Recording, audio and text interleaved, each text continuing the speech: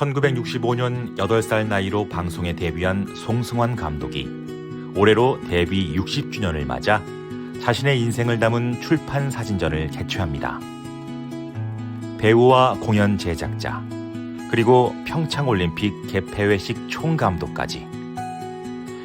이번 전시는 송승환이 활동한 무대와 스튜디오, 그리고 촬영 현장 속 그의 모습이 담긴 사진 150점과 아카이브로 구성되었습니다. 송승환 감독의 궤적을 통해 대한민국의 대중문화 예술이 어떻게 성장하고 세계로 확장되었는지 들여다볼 수 있는 기회가 될 것입니다. 대중문화예술 60년의 인생이 고스란히 담긴 송승환의 출판 사진전, 나는 배우다 송승환.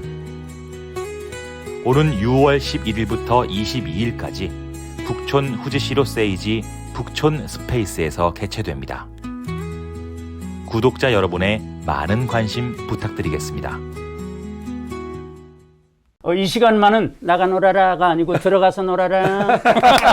구독, 좋아요.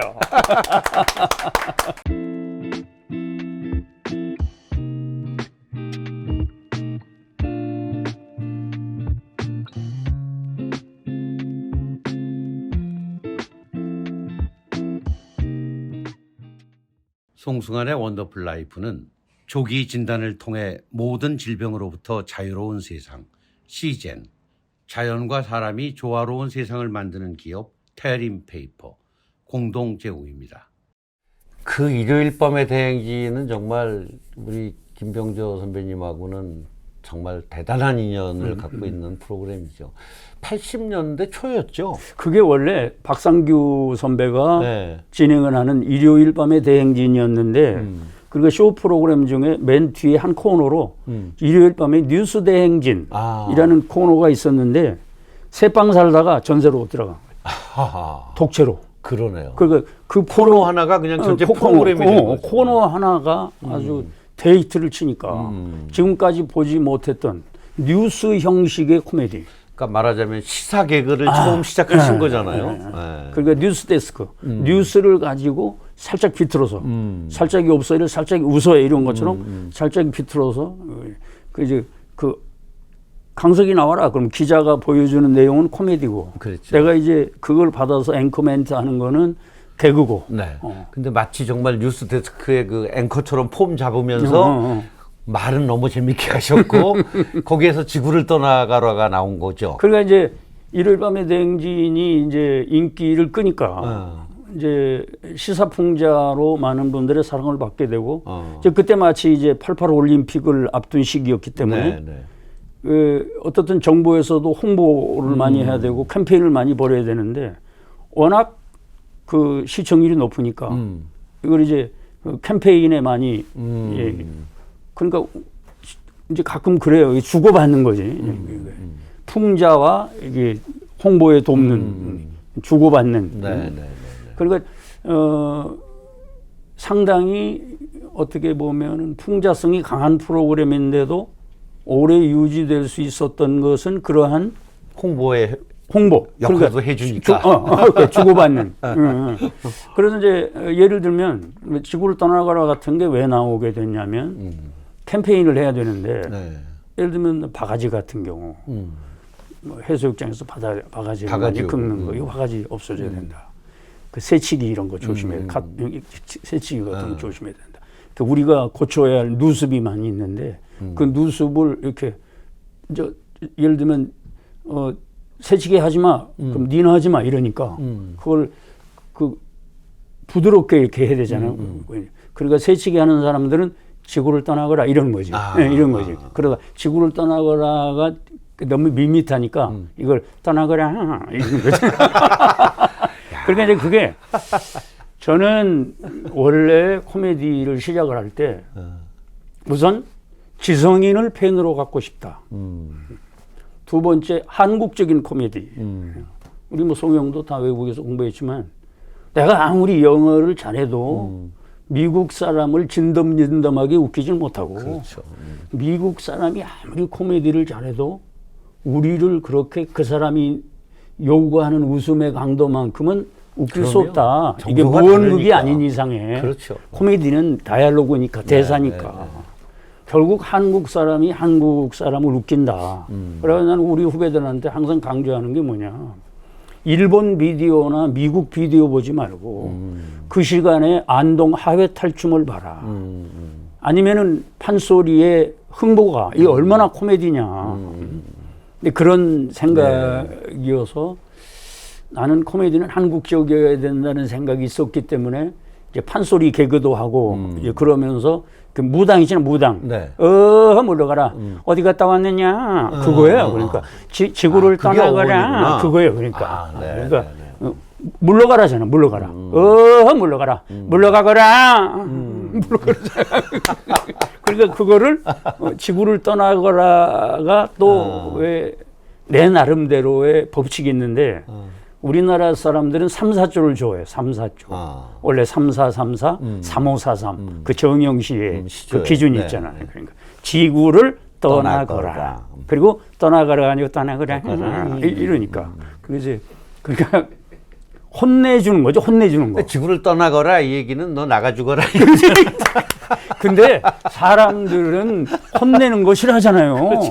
부모님도 나가 죽어라 그러면 큰일 아이, 나죠 그리고 방송에서. 부모님도 혼내면 그 서운한데 그 전 국민들을 대상으로 지구를 떠나거라 그러면 안 되잖아. 그러니까 그거를 완화시키면서 네. 얼렁뚱땅 웃기면서 이렇게 혼을 내는 거지. 혼을 내는 거죠. 아주 이제 부드럽게. 그때 제가 저도 재밌게 그 시절에 그 프로그램을 봤지만 무슨 비행기 안에서 일어난 얘기를 막 하시다가 문 열고 나가 놀아라. 비행기 문 열고 나가면 바로 그냥 하늘로 가는 건데. 근데 유행어도 이게 우리 평소에 엄마들이 이게 그 엄마 옆에서 일하는데 귀찮고 나가 놀아 그러잖아요. 평소에 쓰는 말이 그 유행이 잘 들어.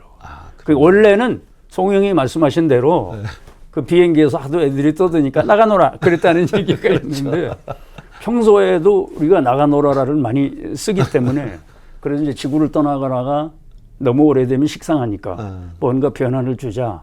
그 나가 놀아라. 네. 그러다가 나가 놀아라도 또 이제 어느 정도 그 기한이 있으니까 유행이니까 그렇죠. 흘러가다가 또 없어지는 거니까 또 그래서 먼저 인간이 되어라. 인간이 되어라. 그러다가 이제 뿅 하거라. 지구를 떠나거나 마찬가지. 뿅. 지구를 떠나거라를 한 말로 지르면 뿅. 그다음에 그것도 재밌었던 것 같아요. 인도 코끼리 방귀 뀌는 소리 하고 있네. 코끼리. 그거 어떻게 생각하셨어요? 인도 코끼리. 인도 코끼리 방귀 뀌는 소리 하고 있는 거는 일요일 밤이 대행진에 나온 게 아니고 김보아하고 이제 코미디가 있었는데 김보아 그랬어요? 그 남자 그 부인을 아주 우습게 보는 아주 그 전형적인 못된 남편 역할이어가지고 그러니까 그 마누라를 무시하는 웃기고 있네. 인도 코끼리 방귀 뀌는 소리 하고 있네. 이런 거가 이제 그래서 나온 거고. 그거는 이제 일요일 밤에 대행진하고는 좀 관련이 없는데. 어쨌든 그때 정말 지구를 떠나거라 나가 놀아라 이거 정말 대단한 히트였죠. 그래서 아마 그 유행어를 실생활에서 한두 번 주변 사람에게 안 써본 사람이 없을 거예요. 그건 뭐, 예를 들면 이런 얘기하면 죄송한데, 뭐, 고스톱 치다가도, 뭐, 이렇게, 뭐, 잘못, 뭐가고 나 나가 놀아, 뭐 이러고. 그리고 언젠가 사관학교, 그가 이제 군 출신으로 방송국에 들어가다 보니까, 네. 군 장성분들하고 좀 친분이 있어가지고, 육군사관학교 동기회를 가면, 그때는 아주 잘, 가면 자기들끼리, 나가 놀아라. 막 그래. 야, 내가 지성인을 웃기려고 한때 마음을 먹었는데 성공했다. 그때는 뭐 남녀노소 지위 고하를 막론하고 그 옛날에는 코미디에 대한 인식이 그렇게 고급스럽지 못해서 아시겠지만 그랬었죠. 그때 그랬잖아요. 코미디 보고 있다가 시청률 조사할 때 뭐 보고 계세요? 나 AFKN 보고 있는데요. 그럴 때 아니에요. 그리고 한때 이제 뭐 코미디가 그냥 코미디가 아니라 저질 코미디 이렇게 그러니까 마구 비하했던 시절이 있었어요. 그게 얼마나 우리들에게 많은 그럼요. 웃음과 가르침을 줬는데도 그럼요. 또 비하하던 시절이 있었는데 네, 우리 삶에 정말 윤활유 같은 존재였는데 그걸 인정하지 못했던 때가 있었죠. 그런데 이제 일요일 밤에 대행진 이런 곳에서 시사 개그를 하기 시작하면서 그런 인식이 이제 많이 바뀌기 시작한 것도 사실이고 그 이후로 우리 코미디 개그에 그 여러 가지 변화가 생겼던 거죠. 일요일 밤에 대행진 인기가 대단했을 때 그때 광고도 어마어마하게 많이 찍으셨어요. 그때 돈 좀 버셨죠? 나는 버는 쪽쪽 나는 저금하는 스타일이어가지고 네. 저는 지론이 저금만 하자 이래가지고 뭐 지금은 뭐 많이 모으진 못했어도 아무튼 뭐 나는 지금 재벌이라고 생각하니까 나는 항상 비교할 때 옛날에 어려웠던 때 비교하는 사람이라서 저는 항상 뭐 잘 나갈 때 비교하는 사람이 아니고 그게 비극으로 가는 첩경이에요. 항상 그렇죠, 귀망천자 불구라고 어려웠던 시절을 기억해야 행복하기 때문에 저는 옛날에 비하면 나는 참 재벌 같은 삶을 살고 있다 이런 삶 생각. 어릴 때 워낙 고생하셨으니까. 근데 그때 CF를 정말 많이 하셨는데 그 저하고의 인연이 있으세요. 아마 기억 못 하실 거예요. 전혀 기억 못 하실 텐데 저는 좀 씁쓸했어요. 이 자리에서 처음 얘기하는데 제가 81년 젊음의 행진도 또 그 당시 인기가 대단했잖아요. 그래서 제가 빙그레 전속 모델이었어요. 빙그레를 1년 바뀌었구나. 하고 또 2년째 이제 전속 모델을 하고 나는 당연히 3년째도 내가 할 줄 알았어요. 근데 이제 그만하자 그러는 거예요. 그래서 그래요? 뭐 그럼 할 수 없죠. 3년째는 누가 합니까? 난 나보다 잘생긴 미남 배우가 하는 줄 알았어요. 김병조가 한다. 그랬구나. 그래서 그 저의 빙그레 전속 모델을 끊고 이제 빙그레 전속 모델이 되신 분이 김병조 선배님이십니다. 그랬구나. 그때 빙그레 전속으로 그때 뭐 빙그레 아이스크림이니 뭐 식품 많이 하셨잖아요. 네. 빙그레 건 거의 다 했지. 그거 볼 때마다 저는 얼마나 씁쓸했겠습니까? 빙그레 아니고 불그레.